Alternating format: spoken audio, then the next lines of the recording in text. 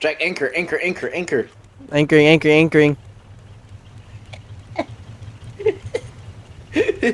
What? What is it? We don't gotta walk. We just walk up here. Just walk up here, bro. That's all you gotta do.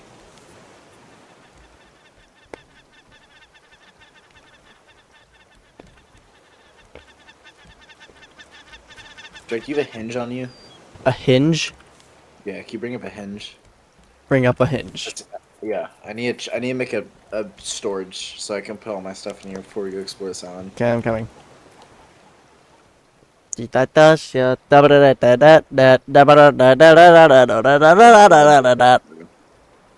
Hey Chuck, guess what I'm about to unpause?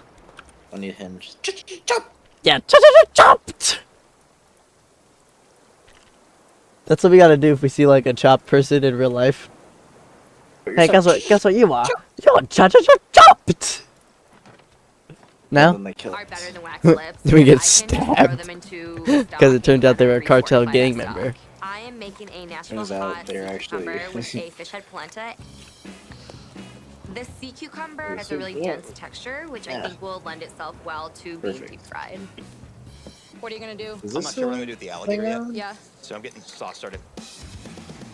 First thing I need to do to get moving while I think about this alligator is start developing some sauce. There's I know dirt I wanna here, mimic though, sauce I'm that's pretty been sure. cooking for like a really long time. I think we've already been here I before. throw in the bologna from the bologna breakfast bowl, fennel seeds, marsala, tomato.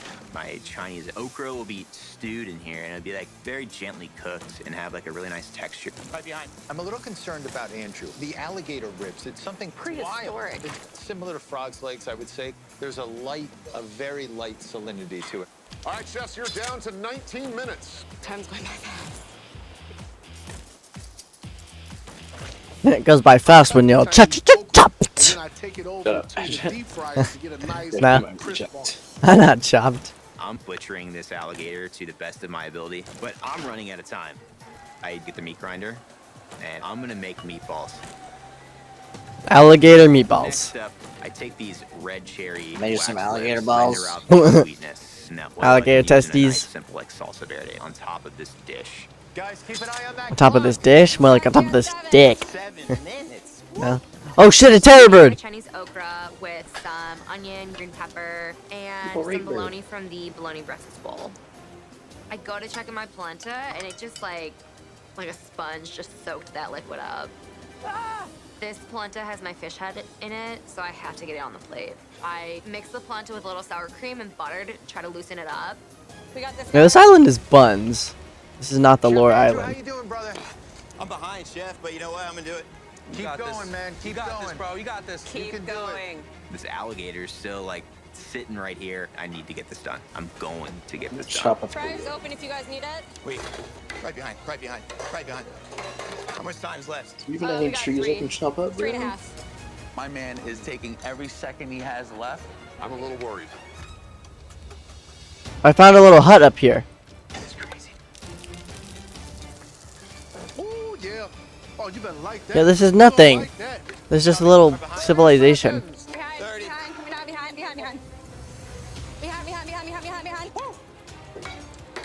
Come on.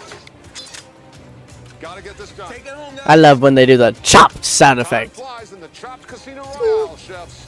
10, 9, 8, 7, 6, 5, It's like I found a goat. It's black. 3, Very happy to like that. 1. Time's up. I can't do this. Wow. This island sucks. Chefs, for your second Casino Royale round, you opened up a basket of cherry wax lips, Chinese okra, a bologna breakfast bowl, and sea cucumber. Then we let you gamble for the chance to swap out ingredients if you dare. Chef Andrew, If So I you swapped out dare. the sea Like, cucumber shut your and bitch ass got up. the alligator Oh, ribs. serious. I made alligator meatballs with stewed Chinese okra. Shit his ass. The texture of the alligator meatball is lovely. Crispy, beautiful. And as much as I loved the olive oil with the Chinese okra, I got a pretty decent slick of oil in my plate. But Yeah. It tastes absolutely great. The Straight Chinese oil. okra is cooked very nicely. The meatballs are tasty and delicious. You took a huge risk, man, and it's paid off for you. The I'm glaze. getting the alligator meatball that is soft and has really great flavor with the salsa verde with like this little touch of red cherry wax lip. Considering incredibly bad luck, an incredibly good dish. Thank you, chef. Next up, Chef Corey. Yeah, who the fuck is laughing like that? The bologna breakfast bowl, and I ended up in front of you was a seared sea cucumber with a carrot tomato succotash and a bitter melon wax lip sauce. Well, Chef, you've developed some really good flavors here. Has there ever The sauce been is like delicious. a It's, one where like great they extraction spit of it flavor out? from the vegetables that you have. It's Jack, you working guys, with those the are like melon, worst chop but moments. The cook on Okay, the hang on. actual sea cucumber, it's really tough. Makes it a little bit difficult to chew. You've never worked with sea cucumbers before, right? Never ever worked So with sea. obviously it's tough, and that comes down to just like sort of tasting as you go. Had you have cut off a piece and tried it, you would have said, "Oh no, this is never gonna happen." But I really love the Chinese okra. Worst chopped moments. And then it shows like a picture of you, Tech. You. I want to caramelize my carrots with my pork. Whoa. I notice all these flames. I'm like, what in the world is going on? Why is the cameraman right there, My bro? butter is. There is a big fire. She set her butter on fire? I didn't even know that was possible. She put it in the garbage. I'm freaking out. If I don't get this fire No. like in control, I might just be the only chop competitor who burnt down the chop. Jumped. All right, Chef, 5 minutes to go. Oh my god, you're literally so jumped. I want to caramelize Back my it up. carrots with my pork sticks. I throw some butter in a really hot pan on my stove in the back, and then poof. Whoa. I notice all these flames. I'm like, what in the world is going on? All right, well, my butter is. There is a big fire though, like a big one. Oh boy. What are you doing? Put it in the garbage.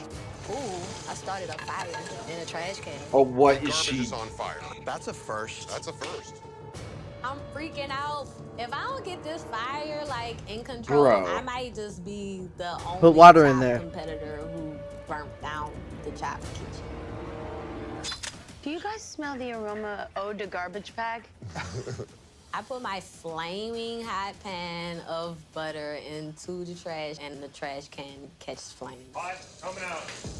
Okay, so Serena has lit the garbage on fire. Fire extinguisher in effect. This show never ceases to surprise me. And exactly. We've Yet never again, had a garbage fire. We've managed to have our first garbage fire. So exciting, really. I'm glad I made it first. Also, her reaction, not be good. that is to say no reaction at all. I gotta keep moving. So I'm caramelizing my diced carrots and my diced pork sticks. I feel like the other competitors are going to cook the smelt, but I want to use it raw, like ceviche. What? Serena has not cooked her smelt, which of course is a problem because it's a freshwater fish, and so there would be concerns for parasites. Yeah, you gotta cook freshwater fish. I have a caramelized pork stick and arid smelt bruschetta with turmeric vinaigrette. Going to want some protein in the form of fish. The Raft Ocean is We home need to to 6 clarify how you varieties of prepare fishes. I The did small not category prepare of fish, pompers just and like herrings, the medium fish of ocean tilapia and Smelt's the mackerel, freshwater and the fish. large fish And category you of don't ever eat catfish freshwater and fish salmon. raw because Fishing of is done with a concerns about fishing rod of parasites. either the wood or So metal you can't variety. eat The this simple rod is unlocked from the start of the Yo, they couldn't even eat her dish. It has a higher chance But of I'm large fishes and confused shrimps. because Shrimps I look consist at of this decorative and I and think to little myself, areas it's the beautiful. soft statue, which they produce craft It's mechanic, smart. It's visually stunning, and I think the addition of the tomatoes with the carrots just looks really juicy. allows you to equip the bait What in is the the rod, sauce? which can then be Turmeric used to catch vinaigrette. special Jack, hold on. Where's that blueprint? Where's that blueprint? And I want to smoke What do you all mean, these the guys. recipe? Of course, I wanna send them No, we had a home. trash But your compactor garbage can on blueprint. fire as a message. Did Then we? I'm gonna burn this kitchen up. Yeah, we did. But I do not believe Uh, this is fair if Recycler. you guys I don't can't think it'd taste be my anywhere food. in Want to here. It be might be fair in these possible. two. Now I like your dish and I respect you even more. Thank you. One champion has to bow out of this competition. So, whose dish is on the chopping block? Are you sure? Because it's kind of not here.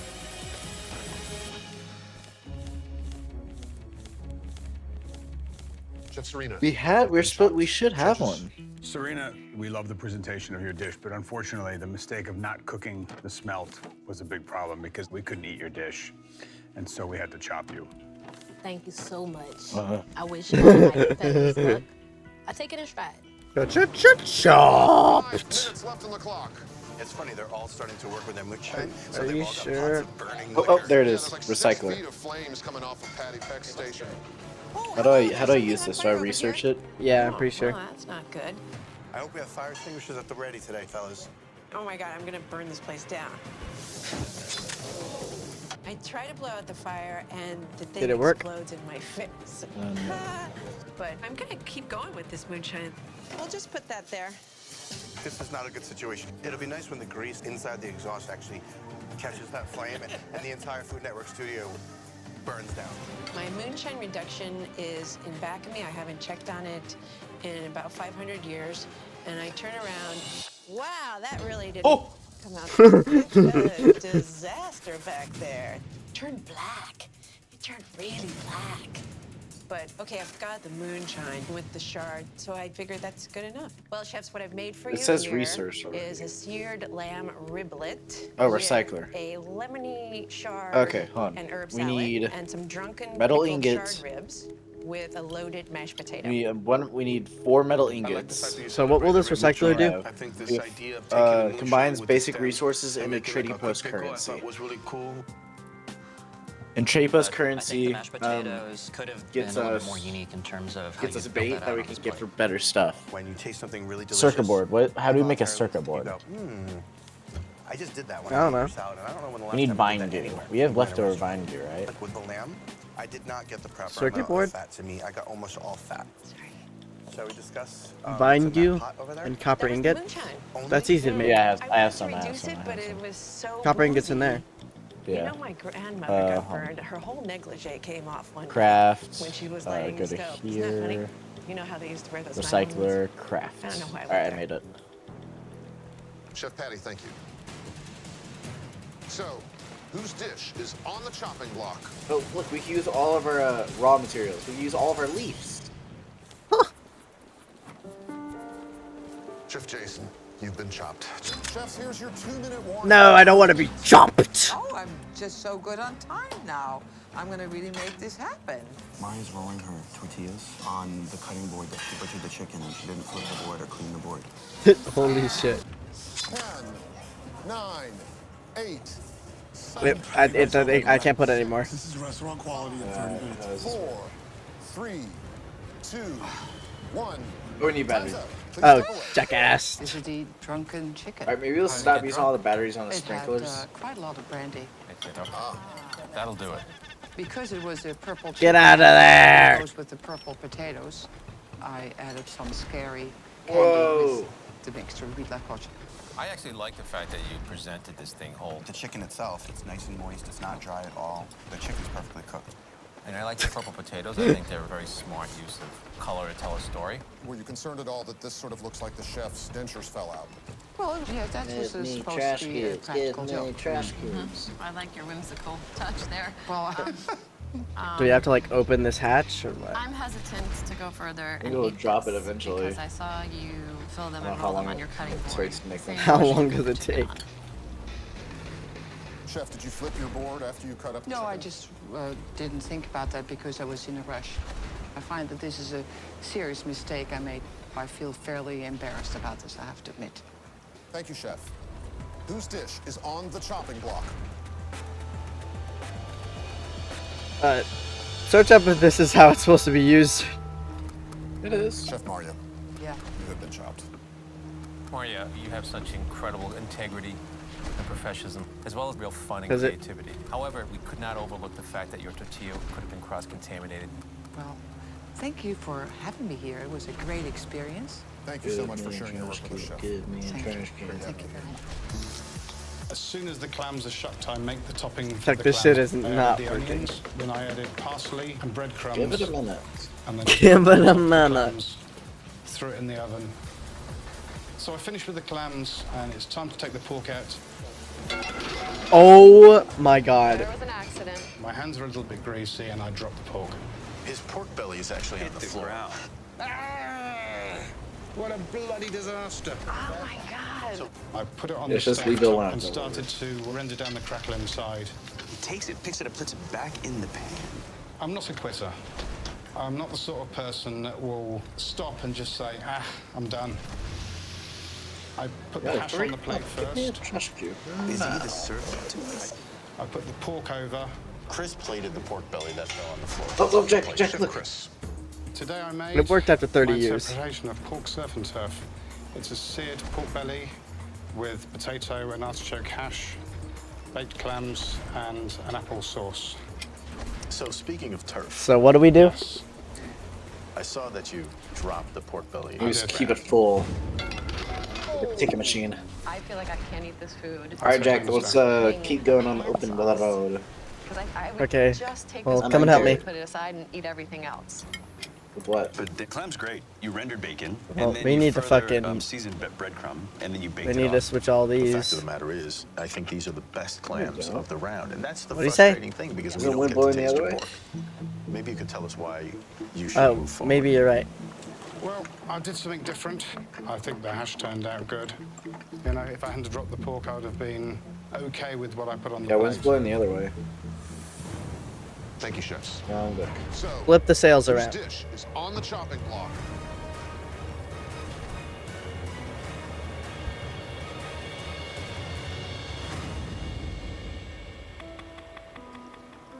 Chef Chris, you've been chopped.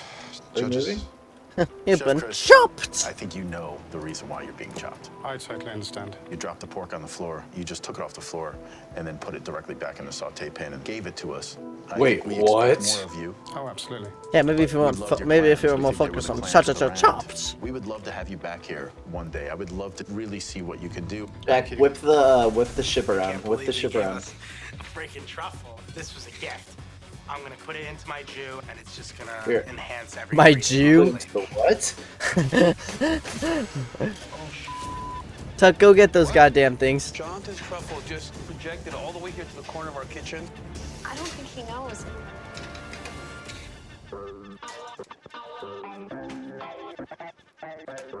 I have no idea where this freaking truffle is. I can't let my entire dish fall apart right now. I have to keep cooking. Hopefully it turns up. I have to get working on these creamy spinach potatoes. I'm gonna put some blue cheese, heavy cream, head to sleep, head to cream sleep. of spinach, and I'm gonna be on my way. I decided to make a side of sauteed spinach and mixed mushrooms. While they're still warm, I microplane fresh black truffle. Fuck, how does this work? The trash compactor. I hear a lot of cursing. It from compacts Jonathan. all 3 sources. Should I give it? Did you pick up a cube? Maybe I should No. offer him part of my truffle, but all is fair in love and chop. Out of the Dude, corner give me a of my freaking eye, cube now. Oh, I gave you a cube. I gave you a cube. black dot. Yes. And we go to like, you know, those like little tiki huts on like top of islands. Uh huh. I breathe the We biggest sigh trade of these in relief. for stuff. Huh. I add the truffle in the jus and let it sit So there. what if we just make like a Start bunch of melting. trash I compactors? made a roasted pork chop with creamy spinach potatoes and a spicy runaway truffle jus. A runaway Jew. The pork chop is cooked really nicely. Really nice here on that. And I'm really impressed on how much truffle flavor you got into this sauce. Once you found it, you used it. But then you just fried the mussels and put them on top as a garnish? No, yeah, it's garnish. It's like if you would put like crispy onion rings or something on top. I guess I just sort of feel like the mussels aren't really incorporated. Whose dish is on the chopping block?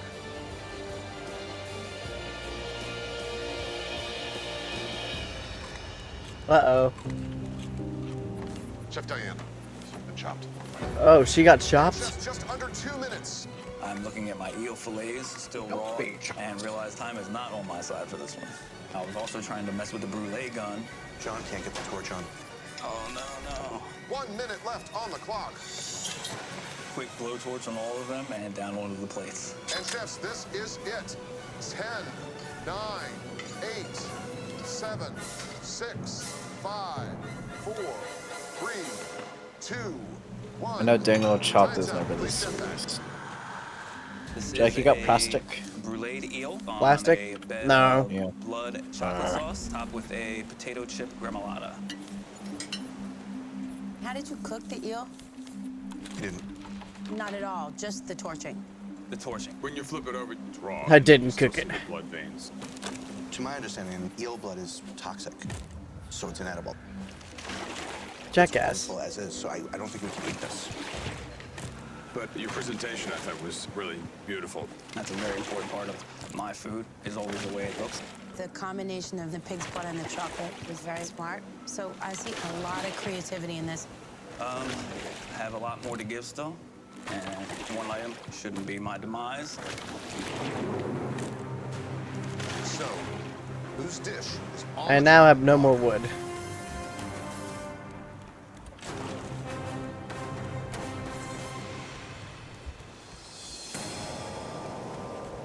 Chef John, you've been chopped.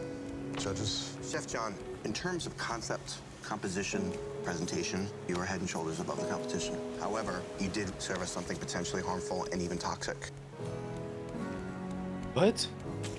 Yeah, he served them raw eel.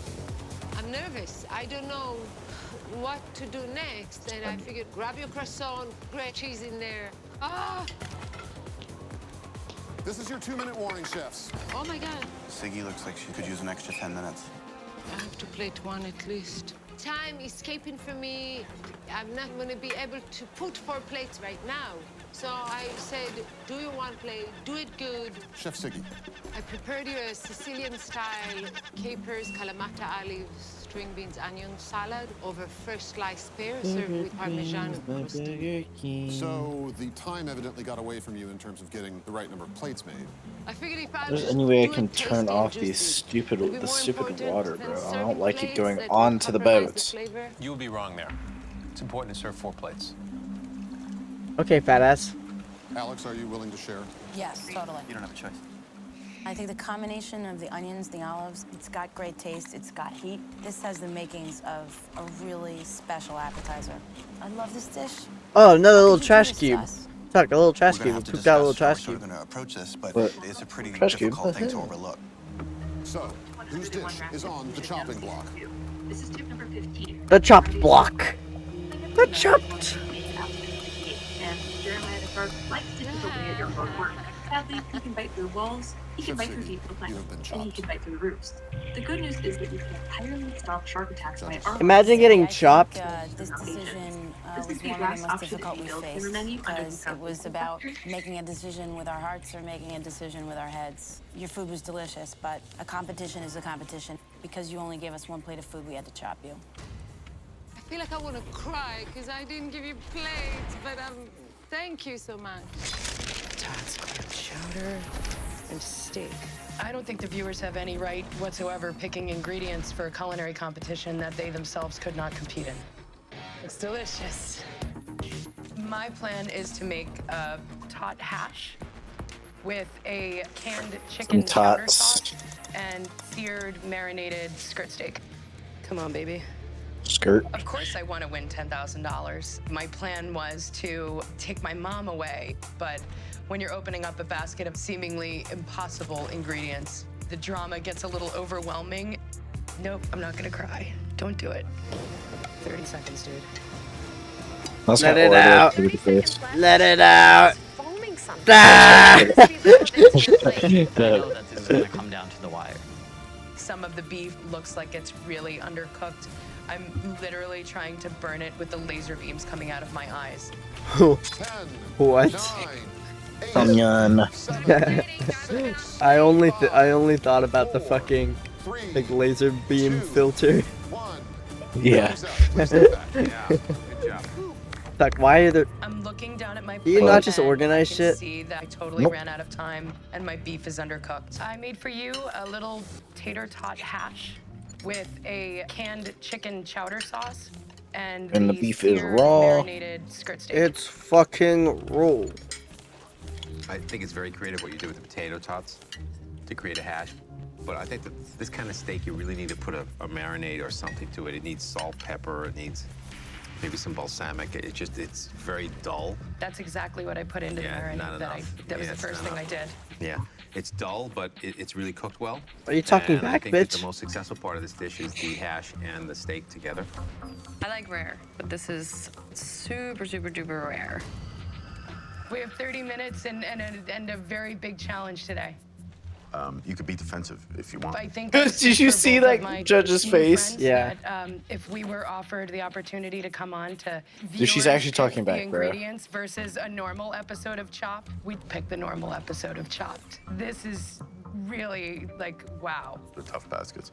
But I feel like this was much better than the first round. Thank you. Jack, she's talking back. I'm saying the basket. Oh, well, you're... Oh, dad, dumbass! Wait, what did he say? He was like, this is definitely better than the first round. And then she was like, oh, thank you. And then he was like, I'm talking about the basket. Like, not her food. He's talking about the ingredients they were given. Or, yeah, fat bitch, don't be talking back. Type shit.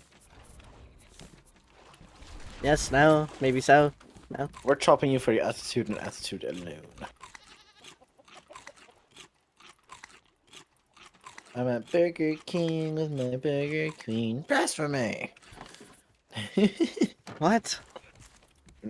You're not big in those videos, bro. No. Heck. It's like the old like 2020 ones, and then it's like just people reacting it to over and over and over again. You've been chopped. Judges. Chef You've been Rory, chopped, you although bitch. you've got all the ingredients on the dish, unlike Trey, we felt that his creativity level was higher, and he actually transformed some of the ingredients into something else. So those are the reasons why we had to chop you. It was a great time. Yeah, it's definitely not because you're being a dumb bitch. Am I right, Chuck? Yeah, he said. Oh, that was the end of the episode? Man, that was a fast episode of Chopped. Cheesiest challenges in Chopped history. Tragic, deadliest police chases ever caught on camera. Check, I think he genuinely got slow. Hey, adrenaline junkies, buckle up because you're watching Rush Factor. We're bringing you the craziest chases, insane moments, and heart-stopping Chuck, why are action we spinning? caught on camera. Full throttle I was adrenaline collecting from start stuff. to finish. Get ready to experience the ultimate rush. Let's go. I'm ready to experience the ultimate rush. Oh shit! Holy fuck! Oh shit! The fucking...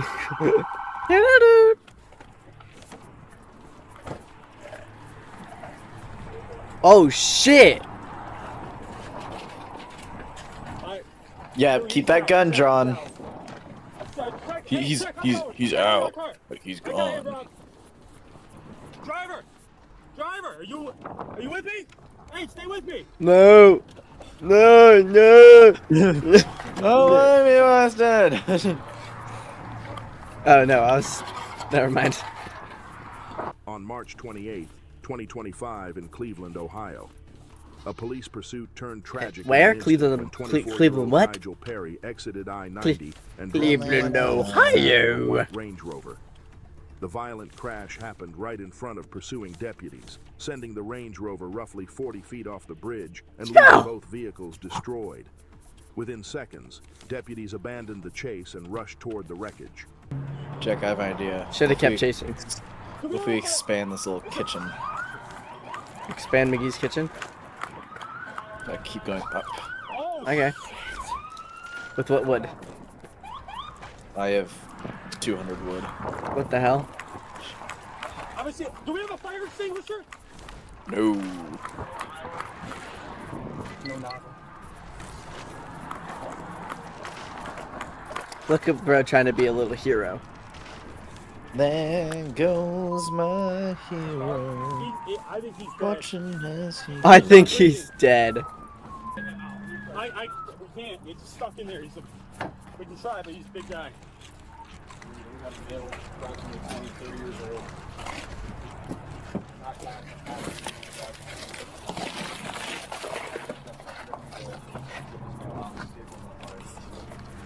This one needs it more. All right.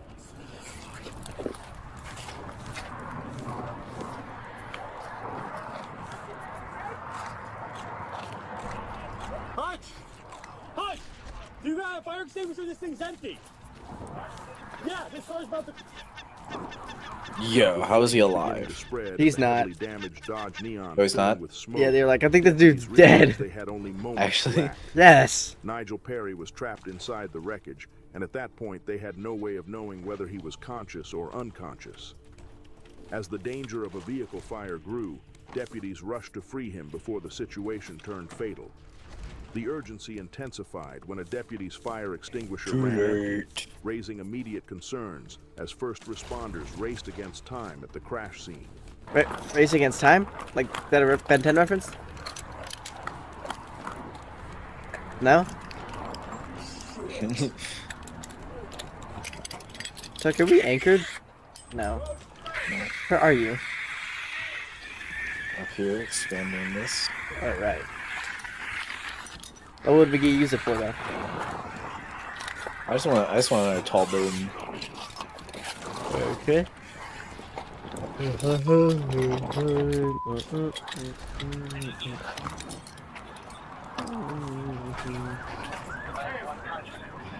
Fire extinguishers anymore?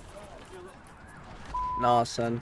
Deputies grabbed a second fire extinguisher and rushed back to the burning Dodge Neon, but it too quickly ran empty, raising the stakes even higher. With flames continuing to spread around the wrecked vehicle and Nigel Perry still trapped inside, time was running out. In a desperate effort to keep the fire Look, under there's two control, trash cubes the up here. deputy sprinted to another patrol car and managed to locate one final fire extinguisher, as the nearby units had already run out. Why do we just have a random couch here? 36 coming to your location. Because we needed a couch. Up here top. We just have a couch. We needed a couch. Where should we place the couch? Maybe on this house I'm making. What if we live up here? Live where? Here, I'm gonna make like a giant, like, jutting out. I wish there was TVs that we could watch, because look, this couch looks tough. I want to be on the long side. But once again, the extinguisher ran empty. At that point, deputies had exhausted Extinguisher every genuinely option selling available as the fire continued to consume the wrecked Dodge Neon, with Nigel Perry still trapped inside. Yo. Despite their efforts, Perry did not survive. Yo. He was pronounced dead at the scene. The Sunny situation ring. had become critical, leaving first responders to wait for fire crews to arrive and bring the blaze under control.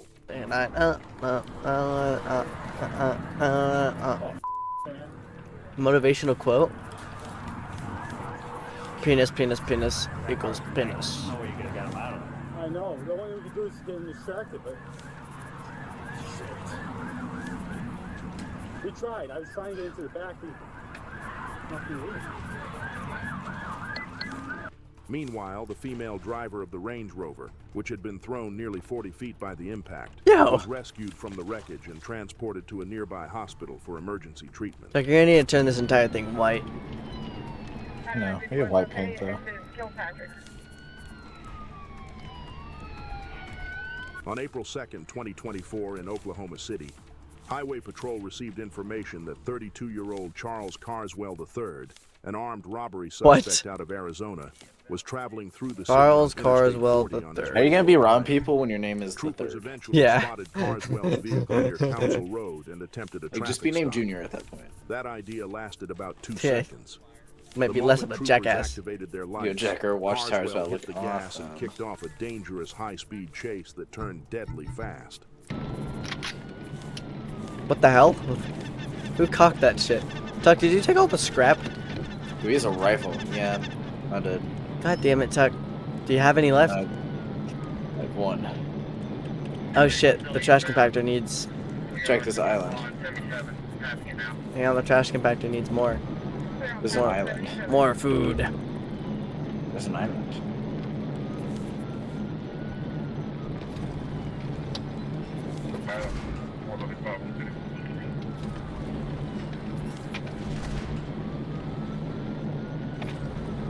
Yeah, it needs more. Did we ever get like a new bed? A new bed. Like a better looking one? Oh, hammock and an actual bed. can we can have real beds now instead of sleeping on leaves. Once we get this thing done, we have real beds. Be a real boy. You like 3 little pigs, bro. Yeah, but Mickey's the full pig. Ooh, got me a little gas. Well, that's a huge island. Turn. I'm gonna go turn over there. Wait, Jack. What if we have tubes? Tucker, you're a jackass. Why did you build this fan? I didn't build that. Oh, that's where the wind thing was. I didn't know it was blocking. Did you move? Now we don't have a wind thing. I was putting it in the sight of the Yep.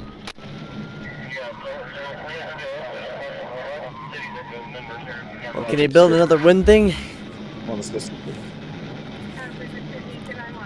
Yeah, do you see the cop? Ain't no way, bro. He's shooting through his windshield. Maybe there's a trade thing here.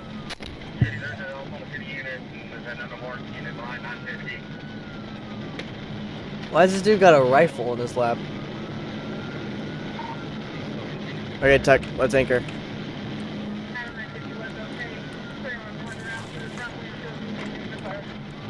I'm trying to speak. Yeah, Tuck, we anchored. We coming.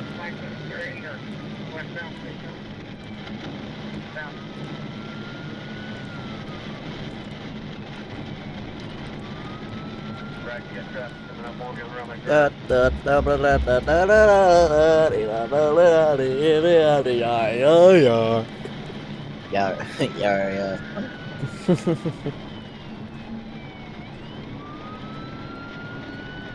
During the Also, chase, Jack, let's Carswell get some of the fired iron multiple from shots this at Oklahoma island as Highway well. Patrol troopers and nearly struck an Oklahoma City What's this weed motorcycle business? officer who was conducting a separate Hey, traffic Cass. stop.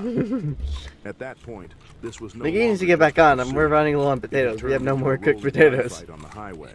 We're about to have no Me. food. I might have to become the cook.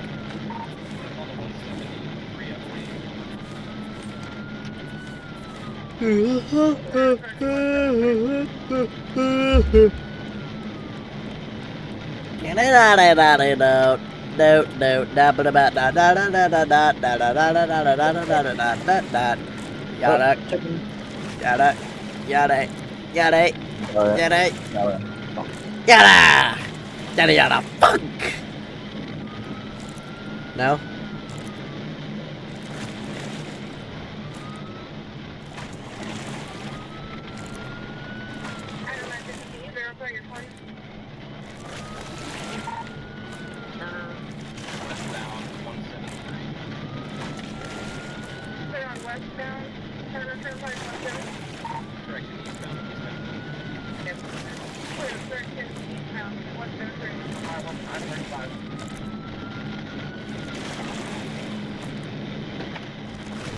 Put up bears down the rocks.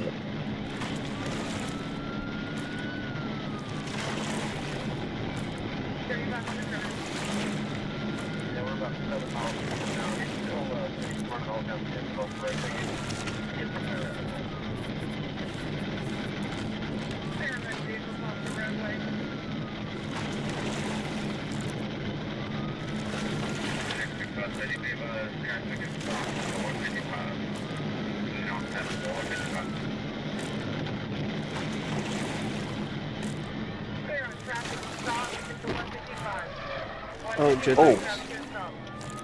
TBI.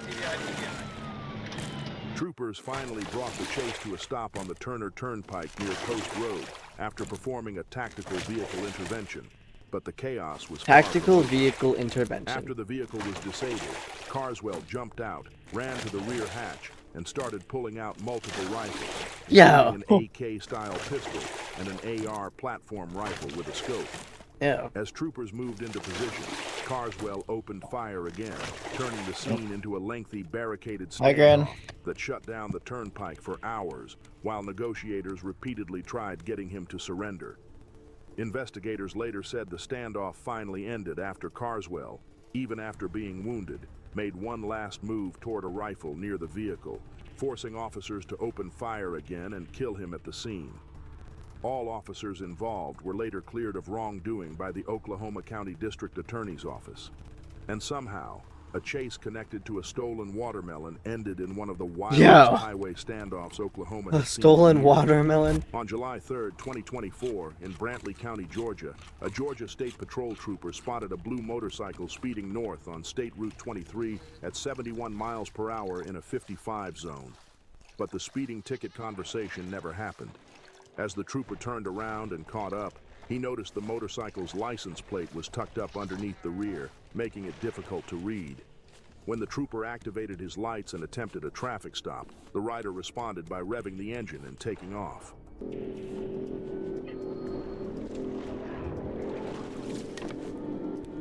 Oh, come on. In the city limits now.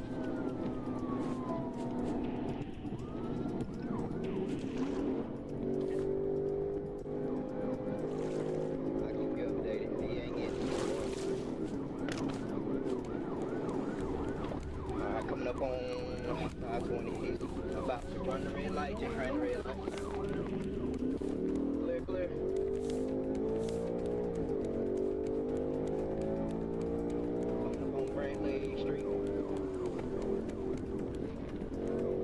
Alright, he just laid it down, 1050. He just got ejected, 1050, 1050. Go ahead and get EMS to me.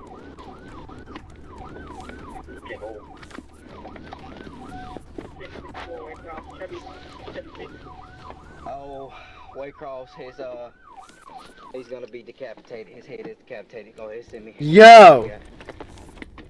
Yo! Yes, sir. I'm gonna try to cover him up as much as I can. Yeah, let's try to cover him up. If I got another one, I would do so. I'm gonna check and see if I got another one, and then we'll go from there. Bro just got The rider attempted to decapitated. pass a Ford F-150 while traveling at a high rate of speed. During the maneuver, the motorcyclist lost control, left the roadway, and crashed. The impact was catastrophic. The rider's head was severed in the crash, and he was pronounced dead at Jack. the scene. Troopers immediately There's a notified thing dispatch, called the secured detail area, plank. and began the investigation while It first is responders arrived to assist. it's a plank The that you rider can was move later anywhere, identified like, as Mark and it Edward just costs Jones. wood, I'm pretty sure. Due to the severity of the crash, Like, we can create Georgia anything with State it. Patrol's This is what we specialized need. collision reconstruction team took Huh. over the investigation. So It's we a can make tragic statues. reminder that at extreme speeds, a single like mistake how, on a motorcycle like we can make have giant devastating bridges, basically. consequences. But there's On also August 2nd, a 2023 in Niles, a Michigan, long draw a Michigan bridge. State police trooper stopped a red Kia Rio. We need after more noticing batteries. defective brake Your lights. little trash But compactor during battery the died. stop, the trooper discovered And the I put driver, another new one in. 32-year-old Joshua Ringel, had an active warrant. As the trooper attempted to take him into custody, things suddenly took a wild turn when Ringel began fighting with the officer. You hop out for me real quick, I want to talk to you.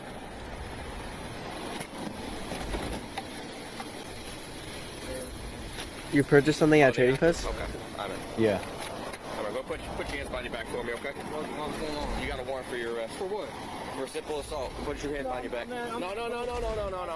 We can buy a reward I'll for take it. it all the way there. I'm not going. 6 trash cubes, 6 trade. I'm telling you right now, dude. I'm telling you, stop. I'm not going. Stop. For what? It's simple assault from where? Simple assault. Get out of the crowd. Jack, what if we just stay at this island for a little bit? Yo, shoot the guy! Pull out the blick! Look, he's just fighting, bro. Yeah, the police officer's losing. Yo, open fire! Tase him. Taser, taser, taser.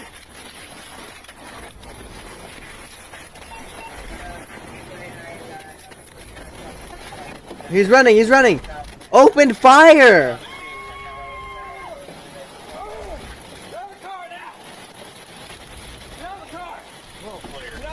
Did you get him with the taser? Yo, he's got a gun. Oh my god. Yo, shoot him! Shoot him!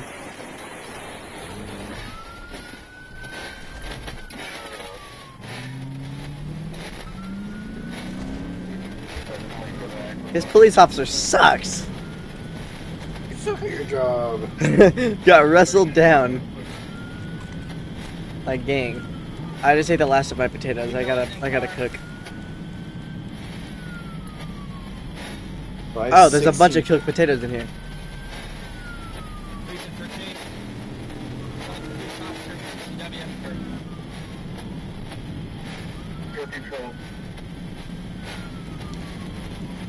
The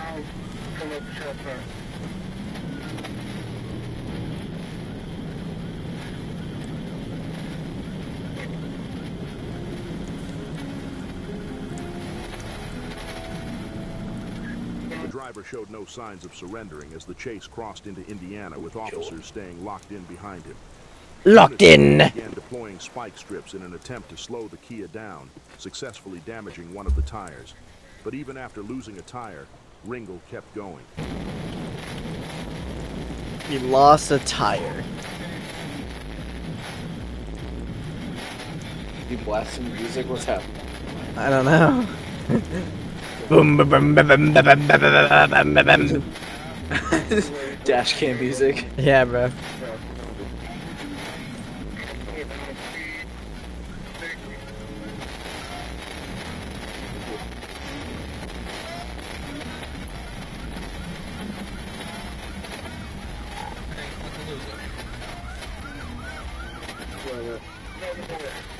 Joshua reversed into a patrol vehicle and then pointed a handgun out of the window toward Jackass. pursuing officers, turning an already dangerous chase into a deadly situation.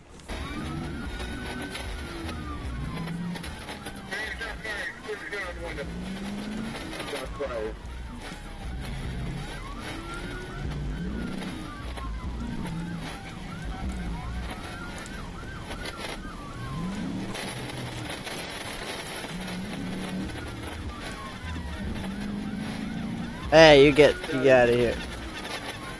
Look, are you turning? I was turning it so I can get.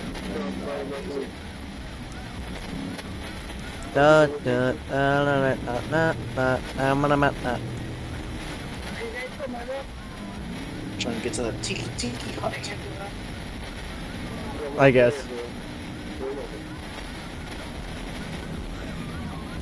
Tiki, tiki, tiki, tiki, tiki, taka. Check, what if we have multiple trash compactors right now? Then I would kill you. Why? The waste of resources. No, it's not. You can get to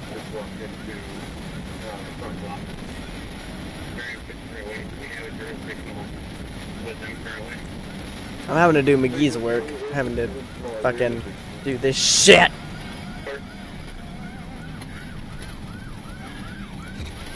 La tiki taka. Turkey, turkey, turkey, turkey. La tiki taka. Yo, Jack, shut up.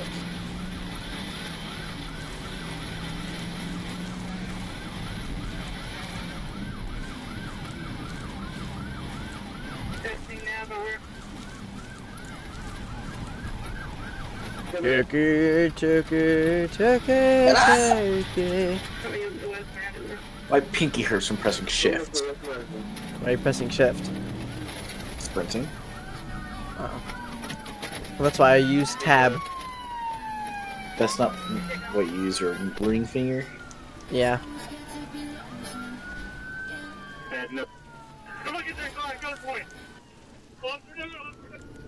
My Little Pony, My Little Pony. Which My Little Pony has the biggest ass? Which My Little Pony has the best smelling farts?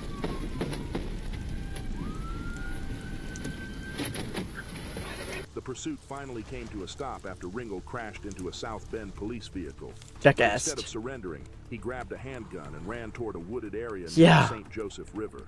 Officers chased after him as gunfire erupted near the tree line. A massive search involving drones, K-9S, and a SWAT team followed before Ringel was eventually found dead at the bottom of an embankment. The female passenger who remained in the Kia was not injured and was not arrested.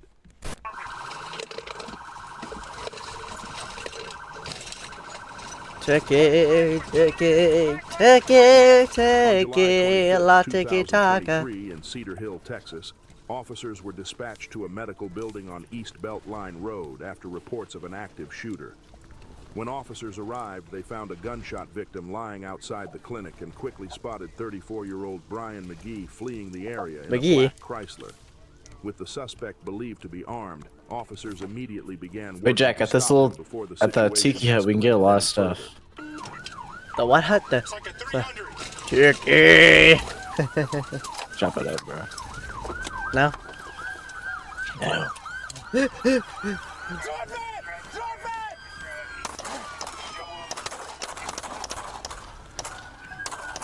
Hey, Johnny, swim him out. Is he dead yet?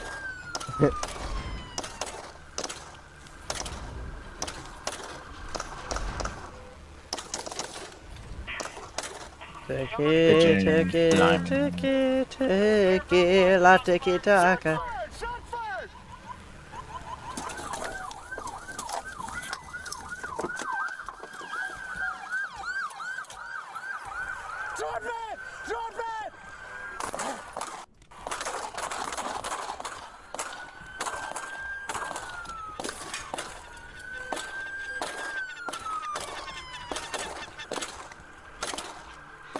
Tiki, tiki, tiki, tiki, la tiki taka.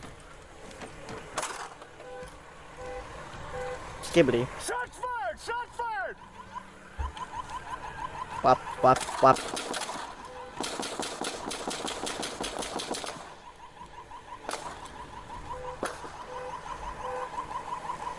Shots fired, dispatch! Just minutes after the shooting, McGee crashed his Chrysler on East Belt Line Road. Officers arrived to find McGee still armed inside the wrecked vehicle. Yeah, And why'd moments McGee later, Loki do that? Gunfire erupted in the middle of the roadway. Something As he would rounds do. were exchanged, Yeah. officers worked to stop the threat before finally moving in to secure the scene. McGee was pulled from the vehicle and given emergency medical aid, but he later died from his injuries. at a McGee, nearby no! We have northbound the alley. They Loki got McGee. They Loki slimed him. Cleveland. North of 24th. He's not stopping for us. Yo. On August 14th, 2024 in Columbus, Ohio, officers spotted a silver Only in Chevy Ohio. Impala Only driven in by a man who Ohio. was wanted in connection with a murder Ah, case and attempted soaking a in my traffic chud stop. self. But instead of pulling over, the suspect hit Do we have the any more gas and scrap? took off. Do we have any more scraps? No.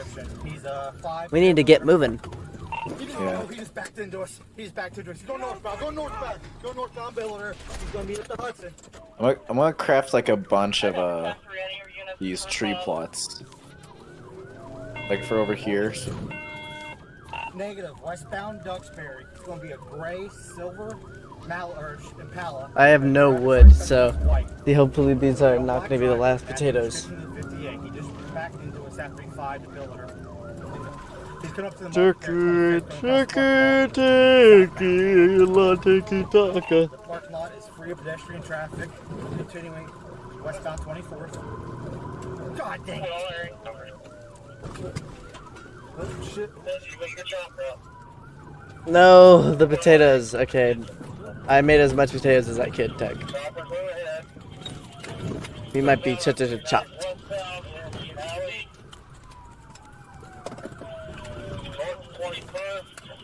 What? Anybody coming? Nope, you're good.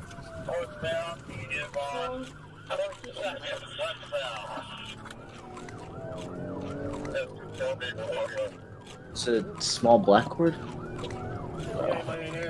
You don't have another cord?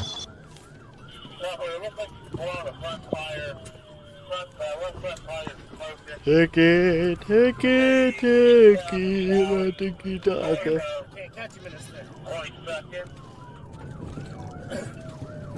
Oh, he's about to fucking. Yep. Oh shit. He's fine. Tiki, la tiki taka. Tuck, where'd the plots go? I moved them. Are they watered? You're a jackass. They need to be watered? Yes! And I already watered them, but then you moved them, so I have to water them again. The chase came to a sudden and violent end when the driver Demonic lost water. control and slammed into a tree in an alley near Medina Avenue and 22nd Avenue. Officers rushed to the wrecked Impala expecting a possible armed confrontation. So we but just quickly meet shifted Jack their and focus to McGee getting will- the driver out of the heavily damaged vehicle. Emergency crews were called Yeah. in to assist, and the suspect was transported to a nearby hospital Tiki, with critical injuries. He was tiki, later la pronounced tiki dead. taka. On September 15th, 2022, Yeah, chop it up, Jack. Miami-Dade County, Florida, We need to leave this island. Miami-Dade police spotted a white Honda Civic Are you ready to leave traveling the north on island? Florida Turnpike near Bird Road. But this wasn't just another reckless driver weaving through traffic. Tuck. The Civic had been reported Hold on. stolen and was linked to several Do property something. crimes. The moment officers tried pulling the Honda over, the driver mashed the gas pedal and took off through heavy traffic like rent was due in 5 minutes. As the chase moved towards State Road 836, Florida Highway Patrol took over as the primary agency. And from there, things got sketchy fast.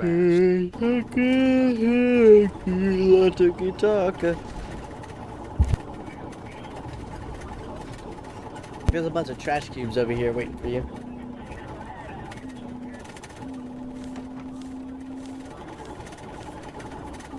Bunch of chud cubes.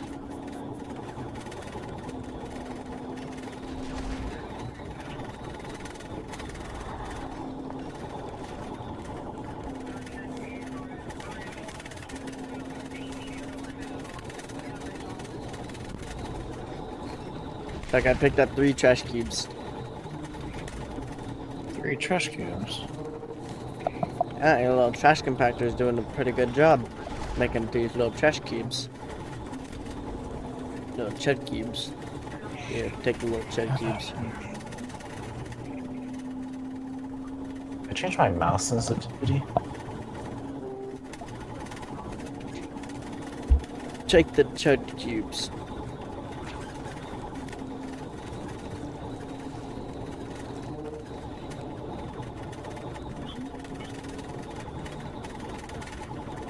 Take it, la take it, taka.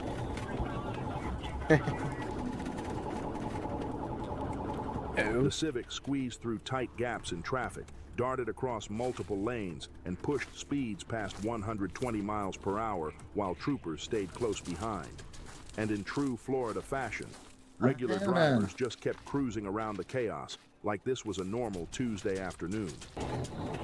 Because it was a normal Tuesday afternoon, officer. That's just how it be in the hood.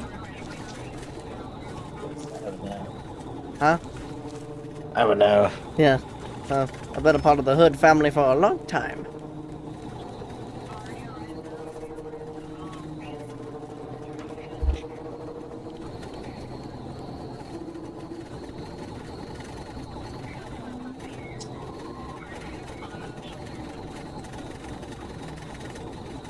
Take it, take it, take it, take it, la take it, taka.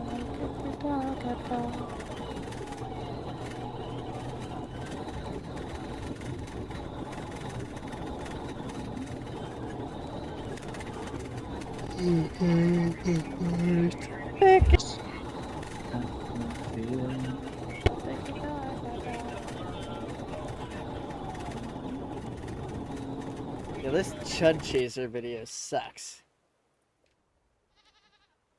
Yeah, he's doing a whole lot of nothing. Yeah, I thought I'd see dead bodies. The only mildly interesting thing I saw was this dude get decapitated.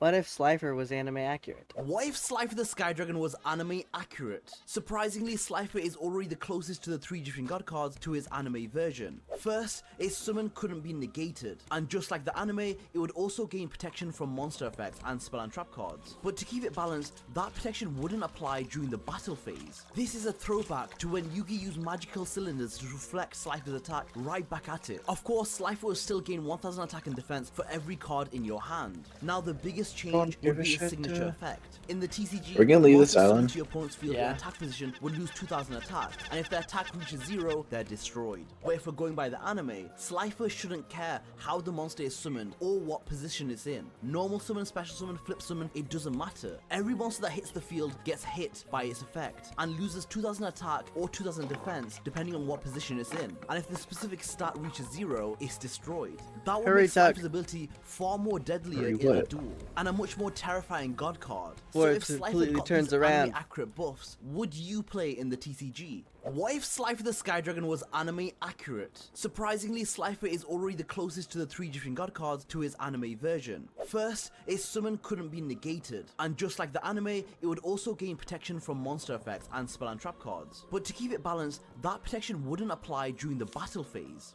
Remove Sprite from the menu. Only serve my customers water. When Moro consumes the sense Yo, of Jake, being still that scrolling gives him, YouTube he feels shorts. Yeah, this shit's genuinely dog shit.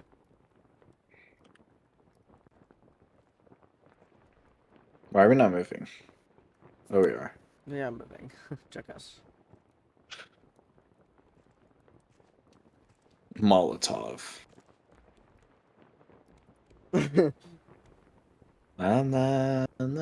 Most humiliating Master Chef disasters. You work in a mess, you produce a mess. I'm struggling to identify what the hell you're doing. From quiet embarrassment. If you had any sense, you'd stage a trip up and smash the plate on the way up here, because that is hideous. To moments where it stops being about the dish and starts being about you. That's wrong. But if it's that raw on the ends, what's the middle like? It's gonna be completely undone. Oh, come on, Jason. Here's a look at some of the most embarrassing moments from MasterChef. And what better than to start with Tali from season 3. Tali, where we at? Got my pizza in the oven. Hopefully it can like start cooking fast enough. Okay, why don't you try to clean your station? I know. All right, come on, clean up.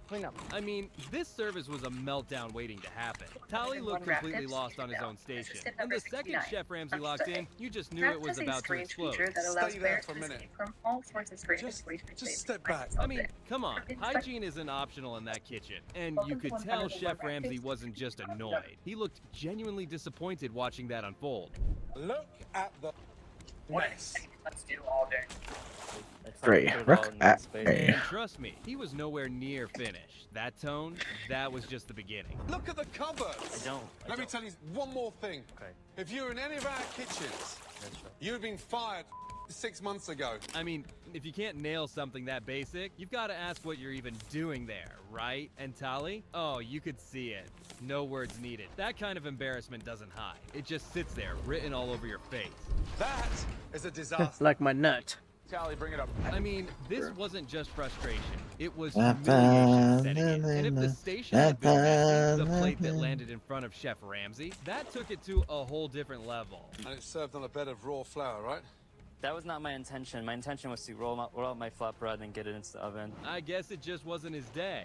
That pizza was a full-blown disaster. Flour everywhere, structure nowhere. And Chef Ramsay? Oh, that reaction wasn't loud at first.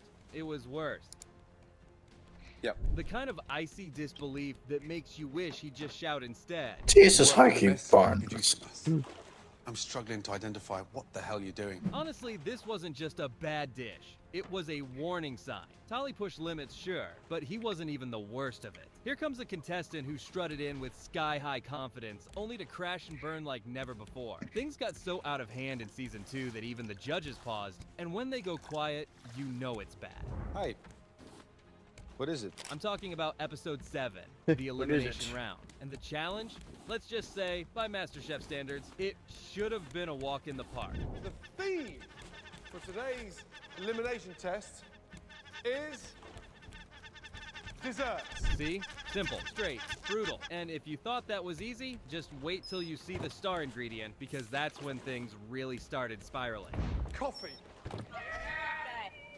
Come on, seriously? So let's get back to Jenny, shall we? Because what she presented flipped the whole room over. At first, she decided to make a coffee tart. Bold choice.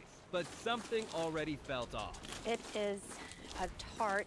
I infused the tart with coffee. Is this supposed to look like that? What is that? And when that tart was sliced open, yeah, that's when it all fell apart. It's not cooked all the way through. I put it in too late.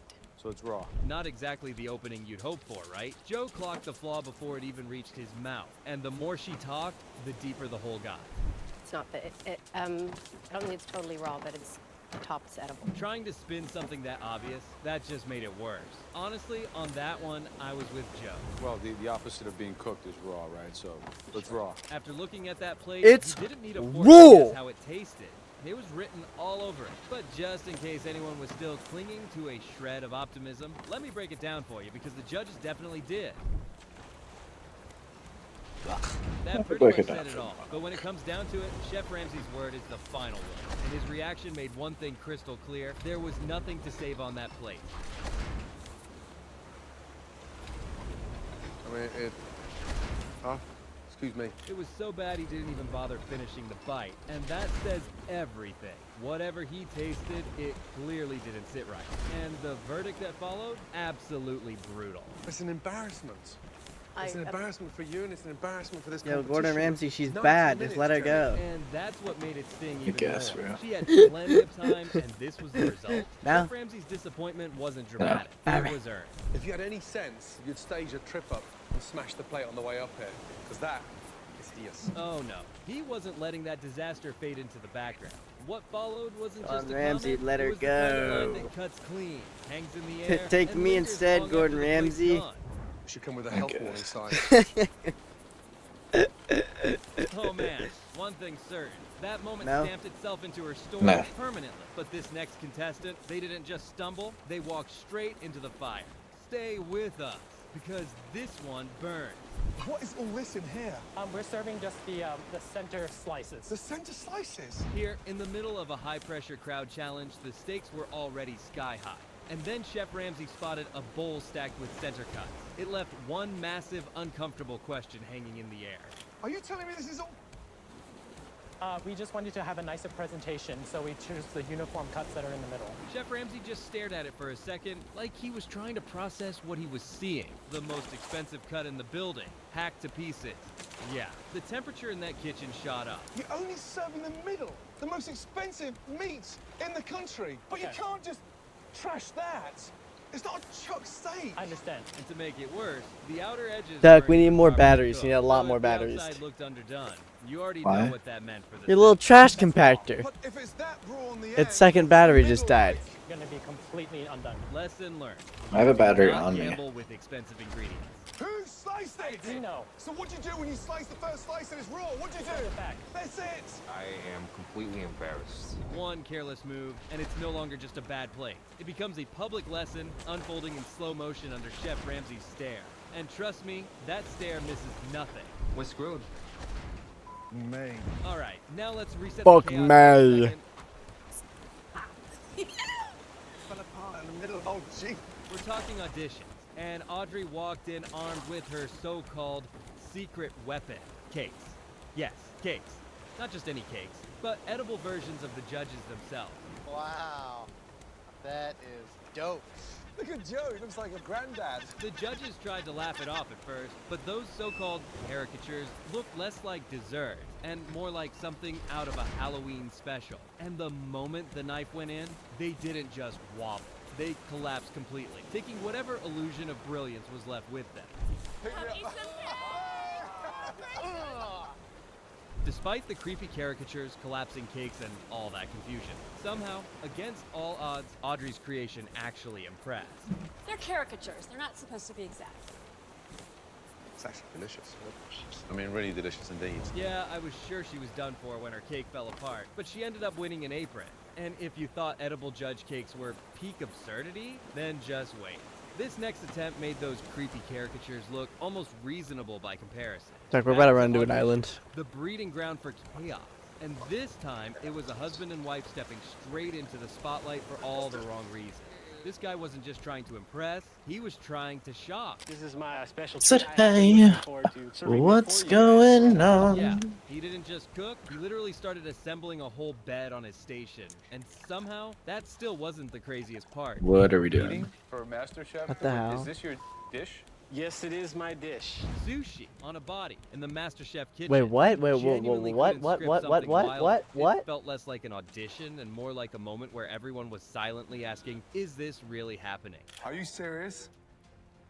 Body sushi. The Oh whole scene looked more my like a god. bizarre performance than a cooking audition. And Chef Oh my Ramsay, god. he caught the absurdity Oh. in seconds and turned it into a razor-sharp moment they definitely didn't see coming. This is not the kind of place I want to find a hair in my food. After all that spectacle, you'd think there was some grand payoff, right? Nope, not even close. The judges shut it down and sent them home. Though, to be fair, at least I get the one of cooter them one? seemed to enjoy the chaos. Thank you both. Gordon Ramsay ate sushi off of me. Well, if there's Yo. ever a way to open a conversation, that was it. And the fact it I'll even get the got cooter piece. airtime, wild. Because at the end of It's the okay. day, MasterChef might I entertain you, genuinely but do it guess never tech. rewards you. And why do I say that? Let me take you Can to I a get the pussy specific piece? moment from season 4, a twist nobody saw coming, and one Thanks, that perfectly Onion. shows how MasterChef doesn't just test skill, it tests sanity. You should know. Tuck, are you working on the house up there, or what are you doing? Where are you? Yeah. Because you're attending their wedding tomorrow. Chef Ramsay invited a flavor scientist and his soon-to-be bride to dine that night. Sounds romantic, until Chef Ramsay revealed the real twist, and the mood changed on the spot. And surprise, you will be cooking the food at the reception. Yep, another MasterChef catered wedding reception, and you already know what that means. The pressure just doubled. The contestants, they couldn't believe what they just signed up for. This is an important gig. Why the are they trusting us? With less than 24 hours on the clock, the home cooks were thrown straight into chaos, racing to pull off something wedding-worthy. And then the bride stepped in, and somehow made it even harder. No peanuts, no beets, no radishes, no celery root, no fennel. In under a minute, Anya wiped out half the pantry with one sweeping list of restrictions. Even Chef Ramsay couldn't believe it. The challenge went from tough to brutal instantly, and you could see the pressure hit the contestants right away. Guess we're gonna be making lettuce wraps and water for his wedding. There was a clock ticking and a wedding on the line.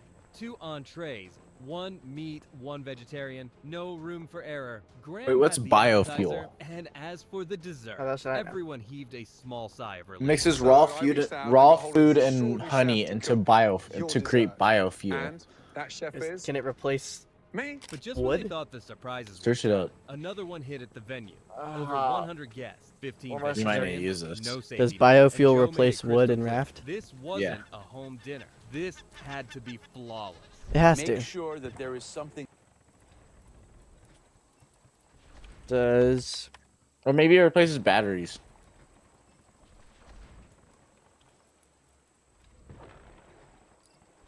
Yes, biofuel completely replaces wood as a fuel source for your engines and battery chargers in game Raft.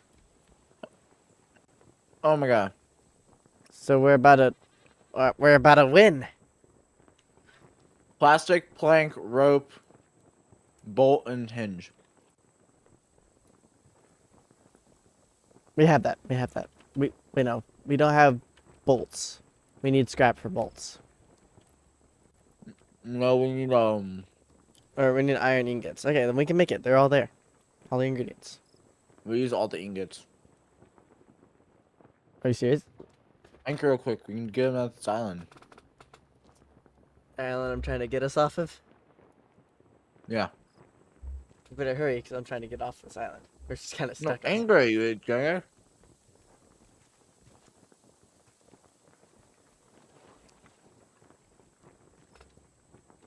Okay, go get the iron. Well, this better not be a rock. Delicious to Copper? eat I'll take for copper. every single guest. Natasha and James took charge as captains, and right off the bat, the blue team came out Stone, swinging. But that early confidence didn't That last. clay. The shift was coming. You can send this to the. No, you cannot send this. Oh my god. Look, dirty plates. Guys, everywhere. get over here. Come here. It looks like it slid off the plates. Later, with 2 tables still waiting, and Chef Ramsay's stare was locked in, unblinking, razor sharp. That wasn't the shark's patience attacking me. fading. That was a final warning hanging heavy Jack, in the air. I'm stuck underneath. Taking 7 What do you minutes mean? to get Again. 4 plates out. Stuck underneath the raft. Get Are you dead? Organized. You're No. running around like headless chickens. The blue team finally pushed lamb, but Chef Ramsay wasn't looking at the plate. He was looking at the chaos behind it. The second he stepped in, his voice cut through the kitchen, sharp, controlled, and furious. Hey, sweatbox. You're sweating. Look at me. On the food. Okay, young man. I know it's hard. You cannot sweat in the food. In one clipped, decisive call, Chef Ramsay killed the plan mid-breath and rewrote the entire play on the spot. No debate, no hesitation. No way. No way. You can't sweat in the food. Hygiene, non-negotiable. Chef Ramsay wasn't even entertaining the idea. Meanwhile, the Come clock on, was come bleeding out. on, No room for Ramsay. slip. What Not if somebody one. likes And to then sweat Joe in their walked food? and you just know it's not I good guess. news. Table 2, no blue plates. Table 3, no blue plates. The whole wedding party is going to eat the red team's dishes and no one's gonna even taste the blue team. Yeah, the blue tables were empty. And Chef Ramsay, you saw it happen. The kitchen went from messy to military in seconds. They're complaining like mad. The blue team are now 5 tables behind. But just when the blue team was running around trying to recover, oh no. 1 second you're thinking they might save it. The next, the entire kitchen Hey, just Tuck, collectively did you went. replant these trees? Peas down. Yes, chef. Yeah. Did you water the trees? Nope. God damn I it! mean, at that point, Chef Ramsay wasn't just irritated. He was done. You can see it in the way he squared up to the pass, voice low, controlled, and absolutely at the edge. I'm concerned about the health and safety. Yes, chef. I just watched you wipe your plate with your cloth. Not a single plate left the pass from there on. And you could see it. Chef Ramsay's face tightened, eyes blazing. That cold-controlled fury right before everything erupts. James, the lamb is cold. The lamb is cold. Get it back. Back in the oven. Get it back. By the time the blue team tried Jack, to I rally, crafted it was the already biofuel. slipping through their fingers. On the other side, the red team had locked it in, and that realization hit heavy, like the air just got sucked Place out raw of the room. potato. The red team. Where's the biofuel maker? Ah, well, the blue team honestly had no chance after We everything use that these went beets, down. I'm pretty Now sure, as let's well. jump to season 9. Yeah, use the episode beets, 10, don't use where the potatoes, two use super the friendly beets. pairs were thrown together for a fresh team challenge. Sounds wholesome until you remember this is MasterChef. Tonight, you will be working in pairs.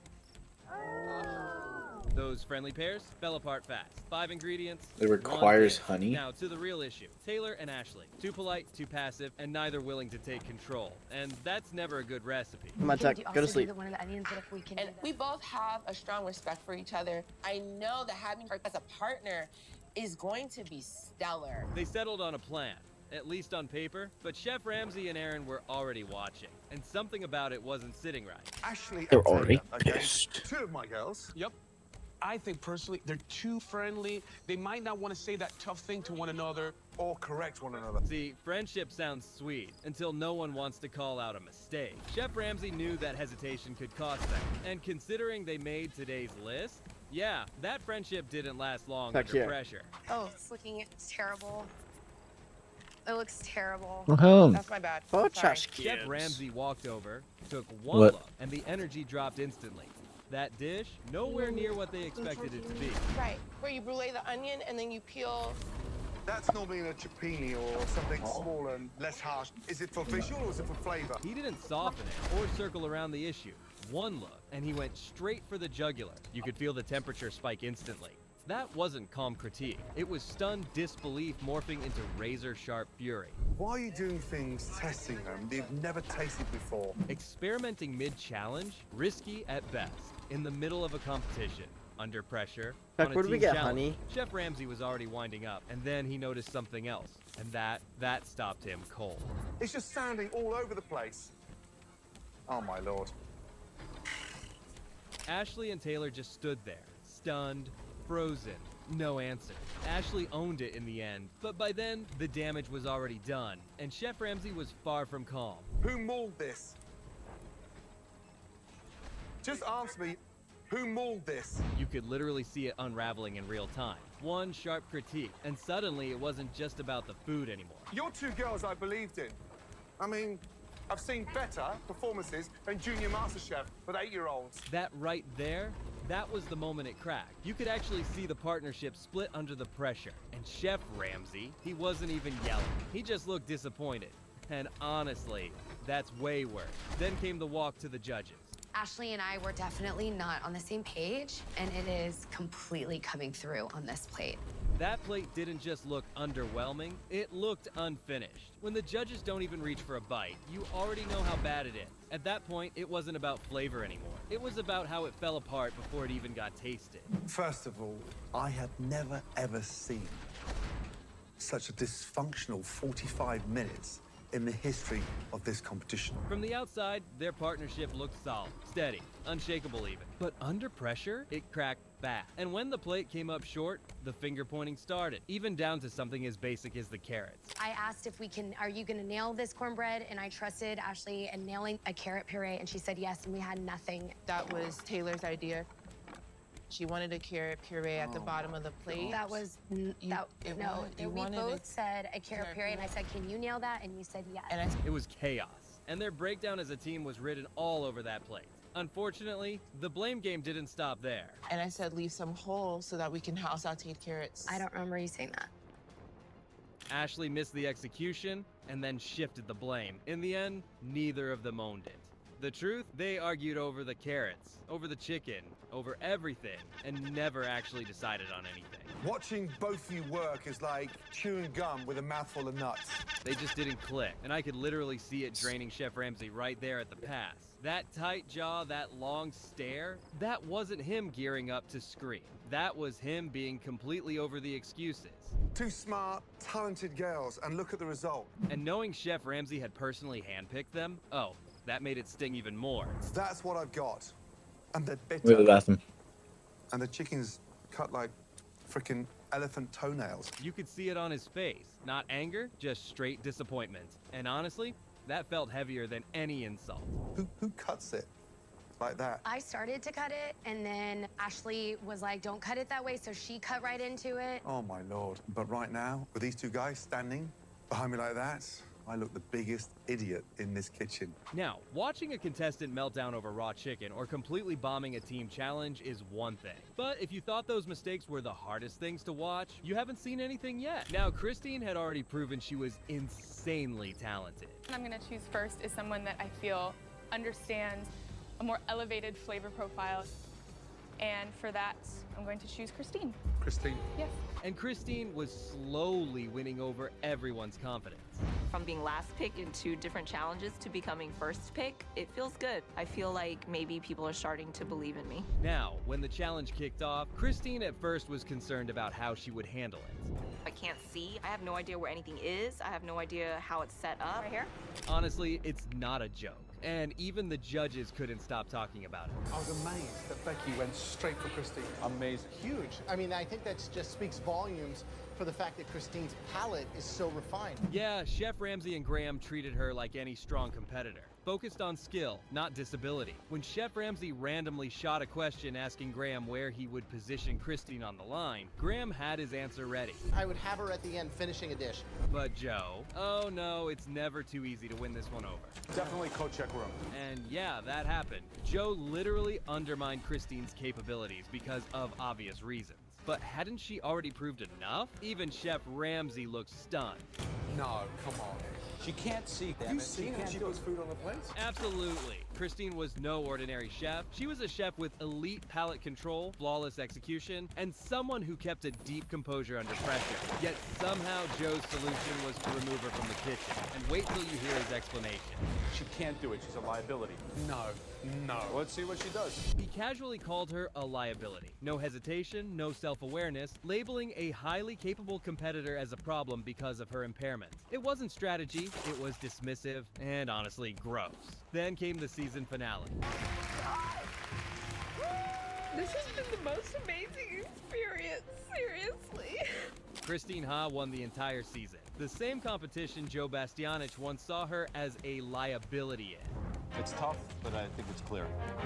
Being proven wrong on national TV had to sting, right, Joe? But the clash became one of the clearest examples of judges butting heads over respect. But that wasn't the only time the judges disagreed on something. In season 10, episode 19, as the competition barreled toward the finale, the challenges stopped playing nice and started swinging. By this point, the cooks were officially in the deep end. No shortcuts, no safety net. Now, tonight, you'll be making homemade sausages. And let's be honest for a second, sausage making isn't exactly beginner friendly. One wrong ratio, one bad grind, and you've got a greasy mess instead of something edible. Now, this is when Aaron stepped in. He didn't just explain the process, he demonstrated it, breaking everything down with confidence and precision. So right here I have a beautiful mixture of pork shoulder and some additional fat back. Now we're gonna add some beautiful acid. We have some cider vinegar or champagne vinegar. It wasn't just instruction, it was a masterclass.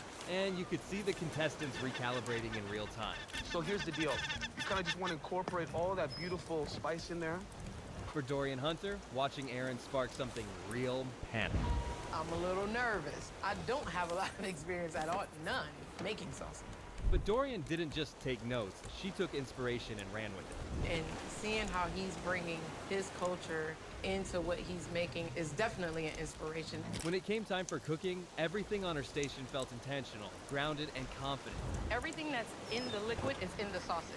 So I have fennel seed, cayenne, garlic, salt, pepper. Even Judges was on board with her approach. What I really like about what you're doing here is that you're reinforcing the flavors of the actual sausage into other components of the dish. Yeah, it's very smart. Yeah. I like that, Dorian. Thank you. And it showed. I mean, just look at this dish. It is a take on my mom's pot of beans with cumin and tomatoes, and then my sausage is wild boar, fennel, and apple. Both Chef Ramsay and Aaron were sold just from the presentation. Her dish was nearly perfect. High praise, especially this late in the game. Visually, the sausage looks hearty, and that wonderful bean stew underneath it, it's got dive in all over it. And I love the idea of the toasted slices on the top. It tells me it's going to scream of texture and dark, rich flavors. But Joe, completely unconvinced, and you could tell right away he wasn't seeing it the same way as the others. Suddenly, the table wasn't aligned anymore. Yeah, I disagree. I think the toast cheapens the dish. And here's the wild part. Even Chef Ramsay wasn't buying Joe's argument.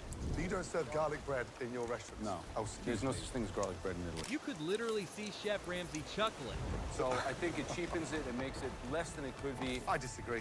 The disagreement reached a point where Ramsay stepped in and shut it down. Would you like a bread? No, I don't want any garlic bread. You're such a snob. I mean, the tension and audacity was insane. Was Joe making a fair point or just being Joe? One thing's certain, it was one of the messiest judge clashes we've ever seen on the show. But here comes another personality who completely shook the kitchen. Yes! My name's Christian Collins.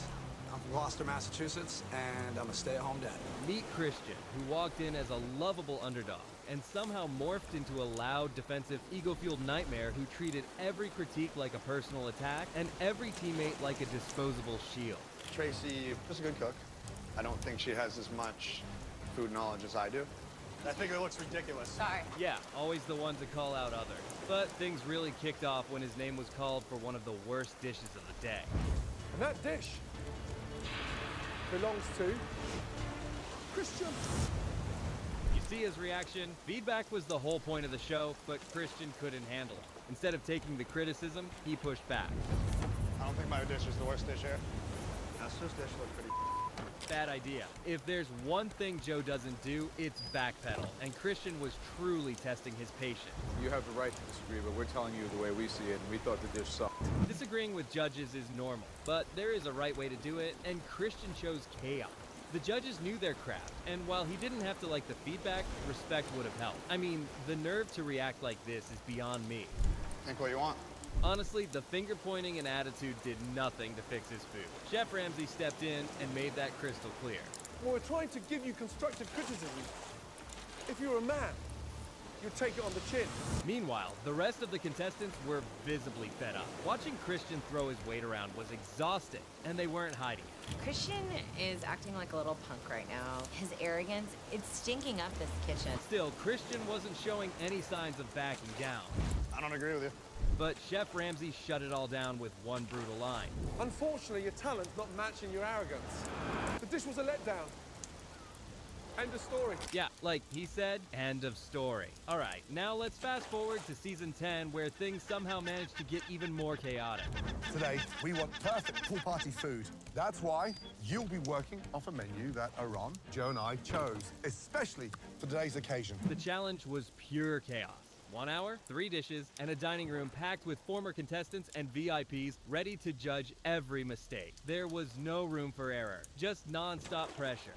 You need to keep our guests happy because we will be listening to every word they say. But while everyone rushed, Suba stayed calm and detached, moving like the clock didn't apply to him. We gotta move with urgency. Yeah, I'm doing that. Yeah, you gotta move. Yeah, I'm moving. And then came the moment that made everyone stop and stare. What are you doing? So, is that... Look, the grill's not on. Yes, you heard that right. I'm gonna let that marinate for a second. No heat, no flame, just vibes. Your grill's stone cold. Oh my God. I don't believe it's my fault, but that's not a good thing. And if that wasn't enough, Soba decided it was a great time to wander around and start snacking right in the middle of the challenge. Subaru, fire the onions! Move! Ketura completely lost it. And honestly, fair. Because at that point, time was bleeding out fast. He comes to my fish station. He's in my way. No! Excuse me, Suba. What do you want me to do? Just let me finish. Okay. And just when you thought it couldn't get worse, Chef Ramsay chimed in with a perfectly timed razor-sharp jab that made the moment sting even harder. Hey, you like dog always in the middle of the road. Get out of there. What are you doing? The kitchen was already in chaos. Suba just turned it into a full-blown meltdown. And of course, the drama didn't stop there. Go water my plants. Go water my plants in there, middle one. And the big palm tree as well. Unbelievable. Unbelievable. But while Suba was just hopelessly distracted, this next contestant was pure, unadulterated arrogance. I used to be spending thousands of dollars a month on these nice, fancy, frou-frou restaurants. I can go home and I can do this on my own. And not only can I do this at home, I can do it better than they're doing it. All right, let's talk about Ryan Umain, because wow, if confidence were seasoning, this guy would have over-seasoned everything. The energy, loud. The ego, louder. I'm the flavor elevator. I'm gonna keep raising the bar, and then once we get to the top, going over the top, America.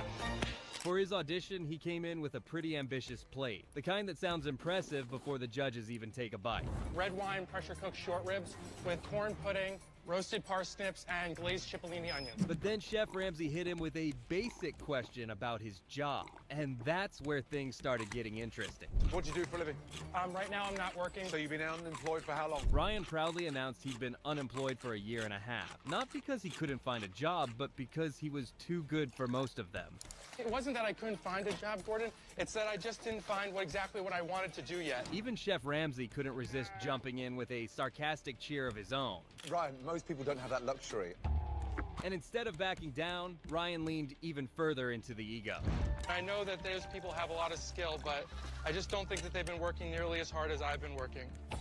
Chef Ramsay did a quick double take at that point, and suddenly the confidence Ryan was giving off didn't hit the same. Ryan tried to talk his way through it, but the damage was already done.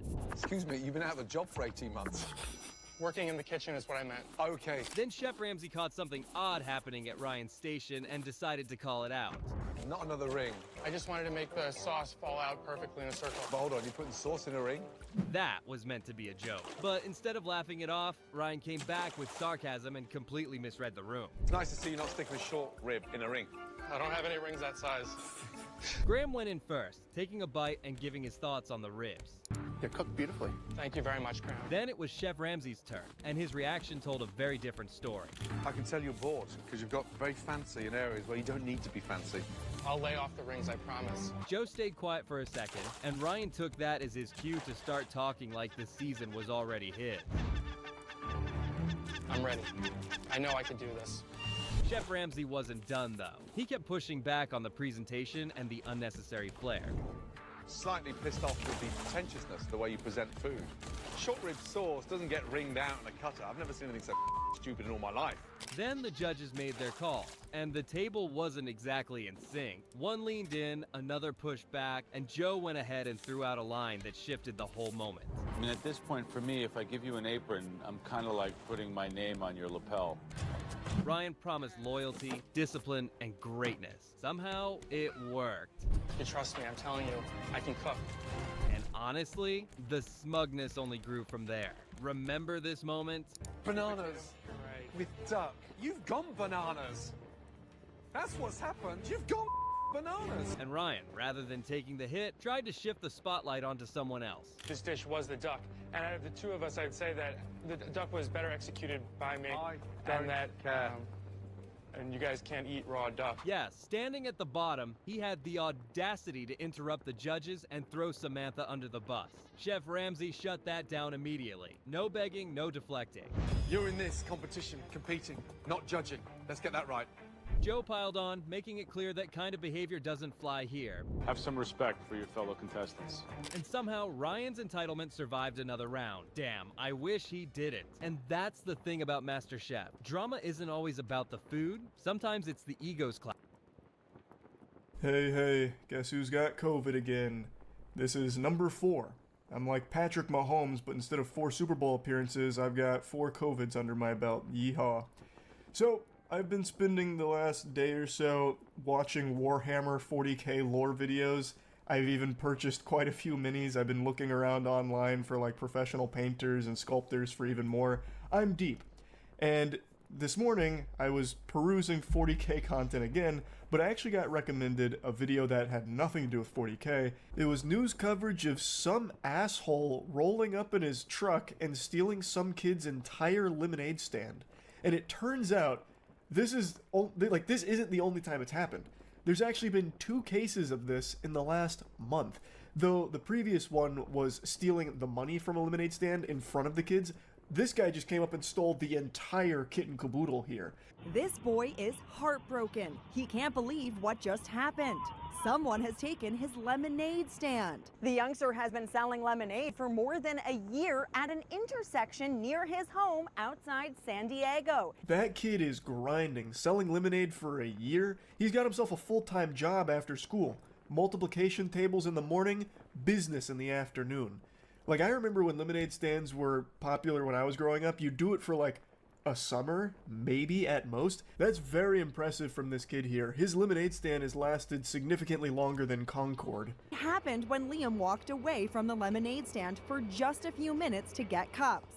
That's when a gray pickup truck drives by, reverses, and heads back to the lemonade stand. First, the table goes into the back of the pickup. The driver throws away Liam's sign and then loads in the chairs.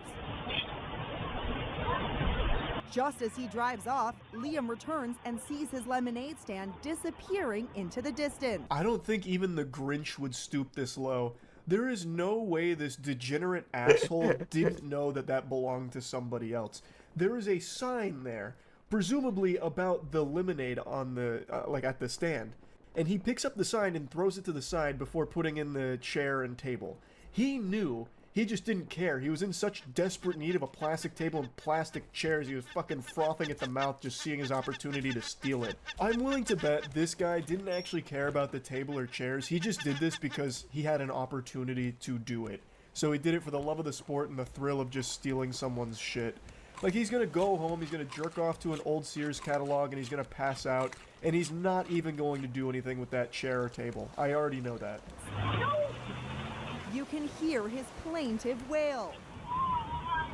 Liam's mom, Carrie, and dad, Leonard, say there could be an innocent explanation. My initial thought was, maybe he thought it was free, because a lot of people, they leave things up by the road. I was hoping it was a misunderstanding. I think it's very wholesome that she'd have this perspective of trying to immediately give someone the benefit of the doubt and seeing the good in someone, like, oh, this could all just be a misunderstanding. Sometimes people leave like furniture on the side of the road that's just up for grabs. Maybe that's what he thought here. But that fails to take into account the sign that he picks up, looks at, and then throws to the side before putting the shit in his truck and driving off. I don't think this is a case of confusion where he just thought, someone was playing Sims and left some furniture out and about that he could pick up and take home without issue. There was a sign there. There was a sign that this guy, maybe he's illiterate, maybe he couldn't read. That's very possible by taking just one glance at that guy.